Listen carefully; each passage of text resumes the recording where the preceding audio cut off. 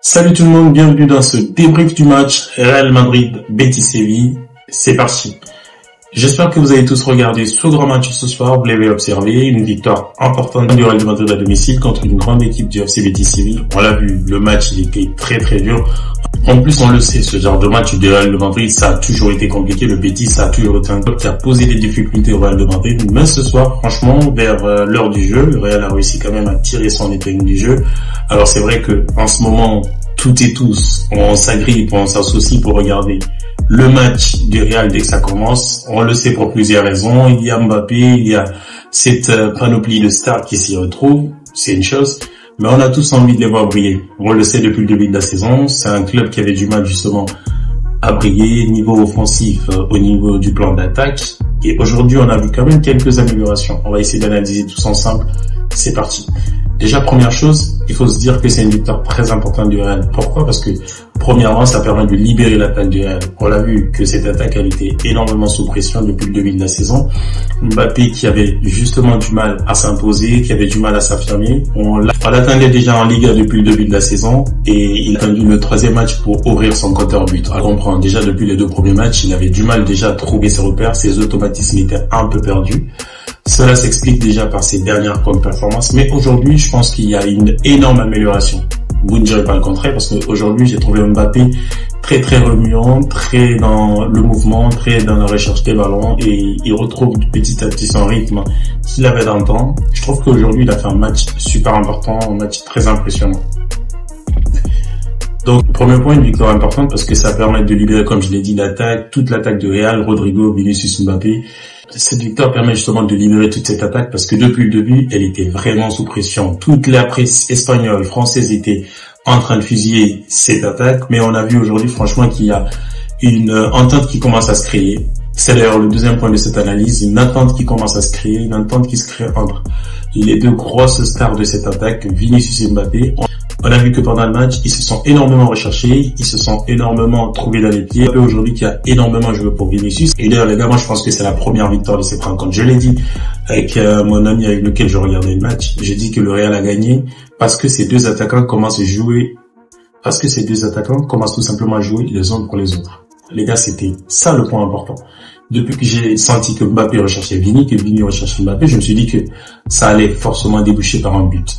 Alors, ils se sont pas trouvés pour marquer, mais ils se sont trouvés dans le jeu, ils ont créé du jeu, ils ont perturbé un peu la défense. C'est vrai que pour le moment, l'attaque, elle n'est pas encore une attaque tueuse à 100%, mais il y a des débuts qui sont très très rassurants, il y a des débuts qu'on peut encourager.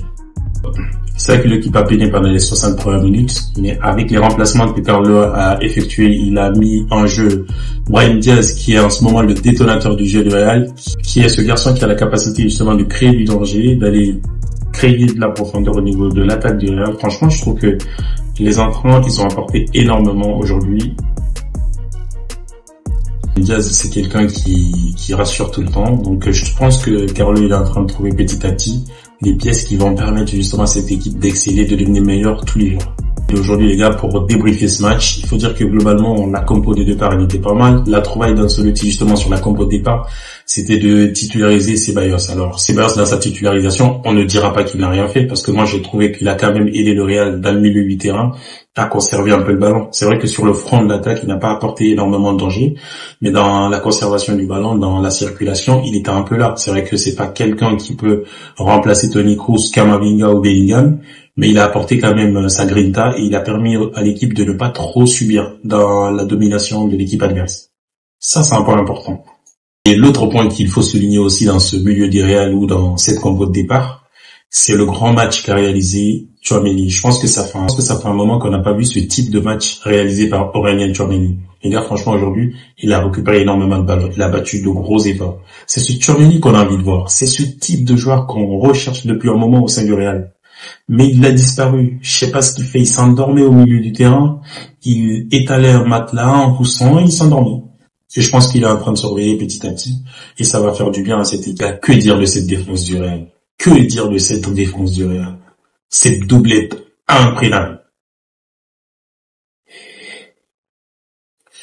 Cette doublette imprenable. Rudiger, Militao, incroyable les gars. Top joueur, top défenseur. Franchement les gars, franchement top défenseur, rien à dire. Et je pense que petit à petit, comme je l'ai dit les gars, cette attaque, dès qu'elle prend ses marques et dès qu'elle retrouve de la vitesse, dès qu'elle retrouve les automatismes, le Real va faire très très mal cette saison. Et ça commence déjà bien. Et que dire aussi du geste de Vinicius? Et que dire du geste de Vinicius qui a cédé son penalty à Mbappé? C'est ce qu'on a envie de voir les gars. C'est vrai qu'on veut pas que Mbappé prenne tous les tirs, c'est vrai qu'on veut pas que Mbappé prenne toutes les caméras du Real, mais mais on recherche quand même cette entente, on recherche quand même cette fusion entre ces deux joueurs. Et justement, ce doublé de Mbappé aujourd'hui va nous permettre justement de prendre de l'ascendant et de pouvoir plus jouer le sang pour les autres. Et je pense que Carlo Ancelotti, les gars, c'est à lui qu'on doit tirer le chapeau parce qu'il a dû abattre un gros effort depuis le dernier match du Real jusqu'à aujourd'hui parce que les deux joueurs là, ils se sont retrouvés, ils se sont totalement libérés. On a vu un Real on a vu un début rassurant aujourd'hui, les gars. On a vu un début rassurant. J'espère que ça va continuer comme ça. Parce que de l'autre côté, il y a un adversaire quand même qui continue à enfiler des 7-0, des 7-1 à l'adversaire, donc il va falloir faire attention. Et voilà les gars, c'était une petite analyse ce soir. On va essayer de partir petit à petit sur des petits points, des petites analyses de petits matchs pendant les week-ends. Merci à toutes et à tous de m'avoir suivi et à très vite pour un prochain numéro.